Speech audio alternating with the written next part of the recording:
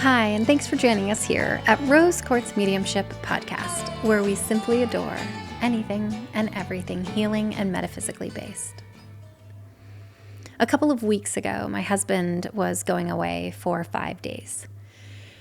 And I'd mentioned to him before he left that I really wanted to connect with him intimately and that my body really felt like it needed to orgasm. And I want to pause and say that I have a really healthy sex life with my husband, both from a frequency standpoint as well as a reciprocal standpoint. Our relationship is very balanced, and while we both are prioritizing our own pleasure and our own joy, we are prioritizing each other's. And so it is a very balanced and healthy relationship. And so he was getting ready to leave, and we ran out of time and didn't end up connecting. And as he drove away, I knew he was going to be away for 5 days. And I knew that I could orgasm on my own, but if I'm being honest, it's more fun with him. And I noticed that I was feeling really sad and a little bit frustrated. And I picked up the phone and I was going to have a conversation with him and say, I'm really frustrated that I said to you that I really wanted to prioritize connection this morning, and we didn't do it. And then I could feel that there was something more there, and that I shouldn't pick up the phone, and that I actually needed to be with myself for a little bit longer. And so I carved out some time, and I really sat with the emotions that I was feeling. I sat with the sadness, I sat with the frustration, I sat with some anger, and then the emotion of feeling dismissed came up for me, not prioritized. And I just want to say that cognitively, cerebrally, I understand that my husband does a really beautiful job at prioritizing me and himself all at the same time. And so I got pretty curious about this emotion and this energy that I could feel inside of my body. And I took a very somatic approach where I was feeling the emotions that were inside of my body, feeling the sensations that were occurring in my body, and just being really curious about them. And the longer that I sat with that energy, the more that I recognized that I was projecting all over my husband.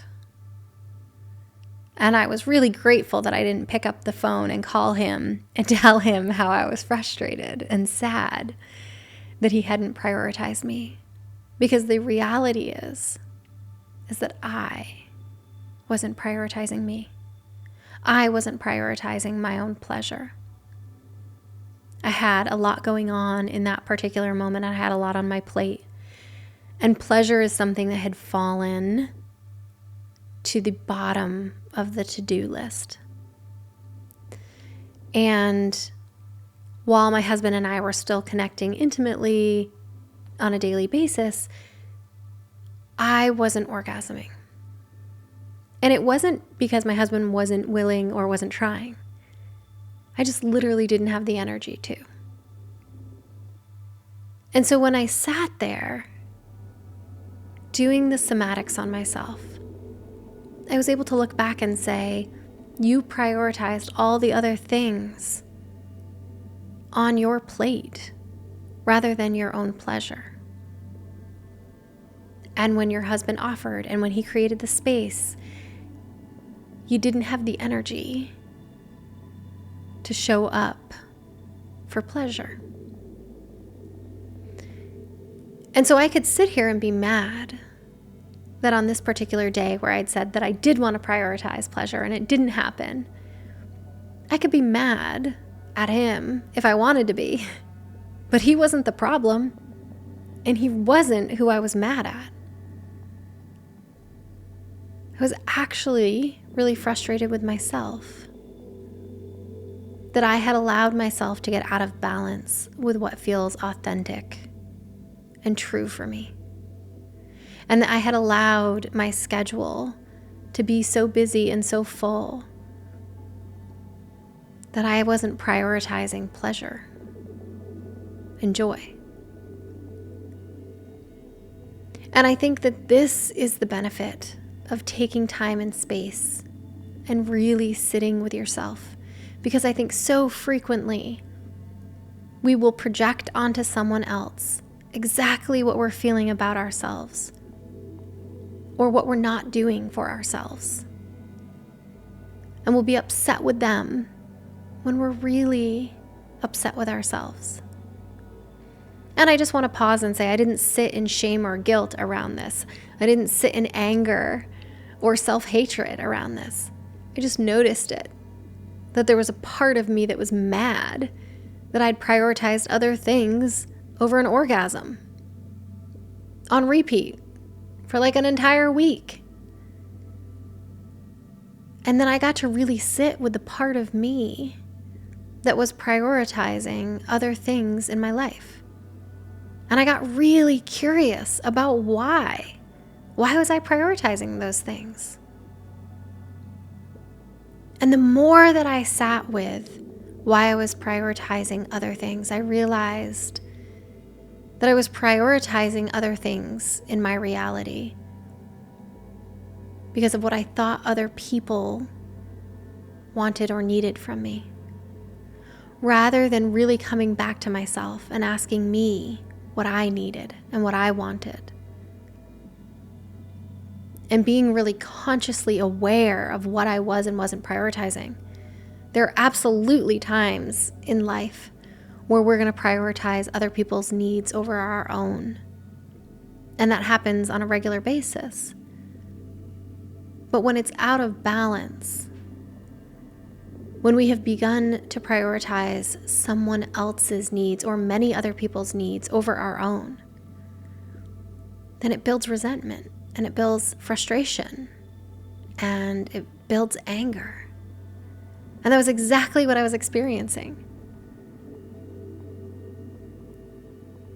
And I felt so grateful in that moment that I had not picked up the phone and had a frustrated conversation with my husband, when it was really just me needing to reprioritize things in my life, that I was out of balance, that I was not standing in authenticity in that moment. And it's so common that we will get frustrated that someone else isn't doing something that we actually, when we boil it down and we really sit with it, that we are actually frustrated with us for not doing that for ourselves, or for allowing something, or for not doing something. And when we can see these things, it just gives us the opportunity to change, right? I wasn't going to sit in shame or guilt or anger or frustration or self-hatred. I just reprioritized things in my reality. It was that simple. But if I hadn't taken the time to really sit and be present with my emotions and with the sensations that were happening inside of my body, I wouldn't have been able to see this. And who knows how long it would have taken me to realize that I was out of balance. And so I felt so grateful to have the tools and the skills that I have. And sometimes I think that as we do personal development and as we do healing work, we think that it means that stuff isn't going to come up for us. Maybe. That's not been my lived experience. Stuff still comes up. I just navigate it differently and more quickly, and I can see it more clearly in a shorter period of time. And instead of picking up the phone and having a conversation with my husband that probably wouldn't have felt very good to him, I was able to reprioritize what I actually wanted to be doing with my time.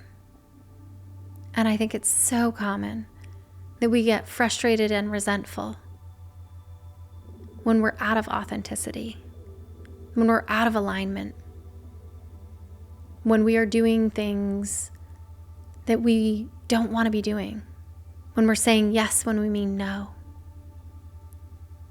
And this for me was a really beautiful example of that. And I wanted to share it in the event that there's a piece there that resonates with you and that you're able to maybe self-reflect about where you might be projecting onto a partner, a friend, a family member, when it's something internal that you need to work out with yourself, and that maybe you need to change with yourself. And when that happens, then change can happen in the outside world.